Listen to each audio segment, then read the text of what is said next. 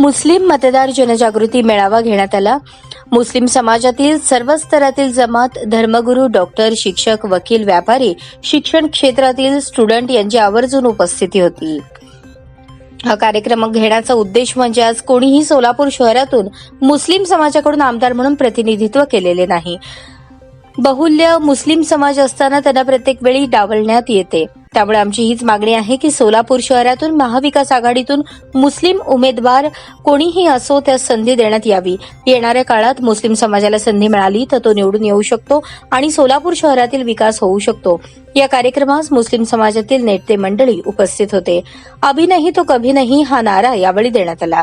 यावर नेतेगणांनी विचार करावा। मुस्लिम उमेदवारास पक्षांतर्गत तिकीट दिले नाही तर आम्ही आमचा विचार करू, समाज जे सांगेल तिथे आम्ही, अशी भूमिका घेण्यात आली। या कार्यक्रमास इच्छुक मुस्लिम उमेदवार महाविकास आघाडीतील उपस्थित होते। सभी बुजुर्ग, शाहीन पटेल, हमारे सलीम भाई मिस्त्री, जुल्फिकार बिली, हमारे दोस्त अफसर और सभी इस प्रोग्राम में आए हुए तमाम साथियों का मैं दिल की गहराई से शुक्रिया अदा करता हूं। आपने अपना कीमती वक्त दिया। आप यहाँ पर आज आप सब लोग यहाँ पर तकरीबन 7:45 बजे से बैठे हैं।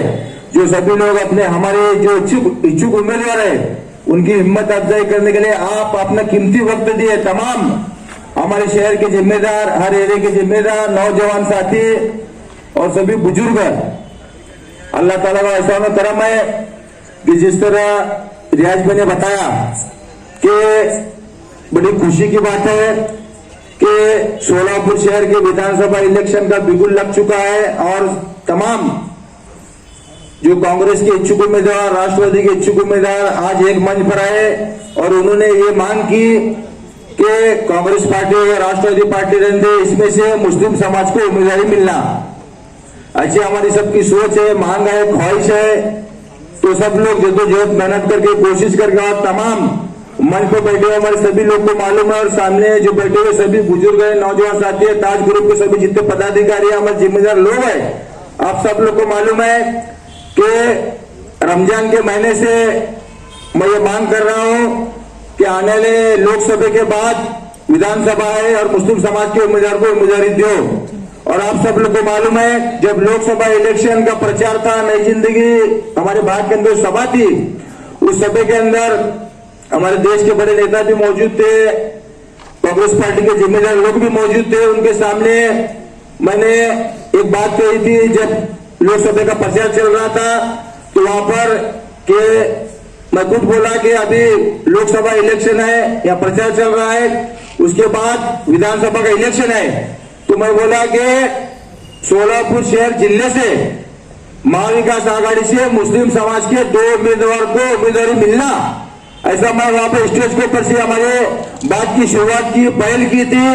और एक बात, अहम बात यह समझो कि हमारे मुस्लिम समाज का जो इनकलाब है वो नई जिंदगी से शुरू हुआ इंशाल्लाह।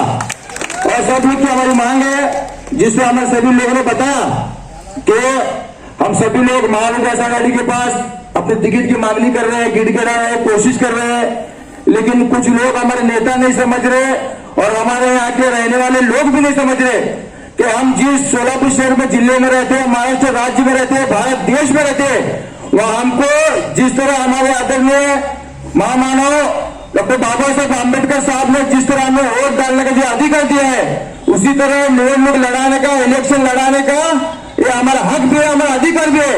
लेकिन कुछ पार्टी के नेता लोग ये नहीं समझ रहे कि सिर्फ मुस्लिम समाज के जो लोग हैं सिर्फ हम इनका वोट डालने का इस्तेमाल करेंगे और सिर्फ वोट डालते रहेंगे, हम इनको हमारे अंदर हिस्सेदारी, भागीदारी नहीं लेंगे कि हम लोग जो सत्ते में नहीं आना बोलकर, ऐसे कुछ लोगों की सोच है। अगर इंशाल्लाह उन लोगों की हमें सोच को बदलना है तो हम सब लोग को एक जगह आकर इत्तेफाक से अपने कौम का एक नुमाइंदा, 2 नुमाइंदा सोलापुर शहर से विधानसभा के इलेक्शन में लड़ाकर बंबई के विधानसभा में जब तक हम लोग नहीं भेजेंगे तो हमारे समाज के, कौम के मसले हल नहीं होंगे।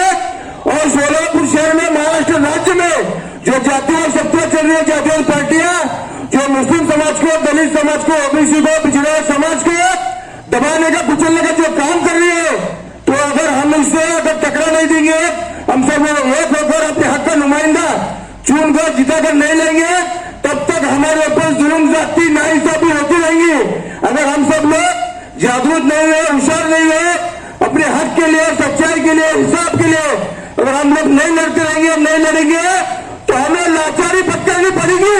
और वो पत्थर जो है ये हमारे लोगों की नाकामयाबी है कि हमारे लोगों में खौफ खुदा नहीं है, हमारे लोगों में अल्लाह ताला का डर नहीं है। सिर्फ लोगों की गुलामी करना, जीव चोरी करना, ये हमारे कुछ लोगों के खून में है, जहन में। जब तक हम लोग इसे नहीं बदलते, अपने हक के लिए, सच्चाई के लिए हम लोग एक मंच पर नहीं आते और एक मंच पर आकर लड़ते नहीं सच्चाई के लिए, हक के लिए, इंसाफ के लिए, तो तब तक हमें इस सोलापुर शहर में हमें इसी तरह बेइज्जती, जिल्लत झेलने पड़ेंगे। आप सब लोग समझो बात को। मैं बार बार ये बात क्यों कर रहा हूं?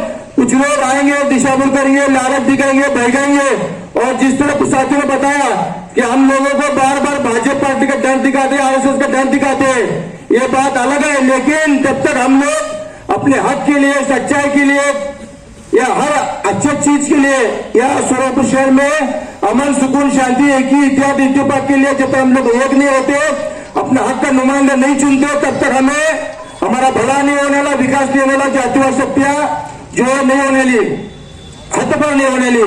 और आप लोग समझो बात को मेरे, कुछ हालात ऐसे महाराष्ट्र राज्य में, हिंदुस्तान के अंदर जातिवाद का माहौल कर जो हमारे प्यारे नबी है उनके शान में गुस्ताखी कर रहे हैं और हम लोग खामोश है।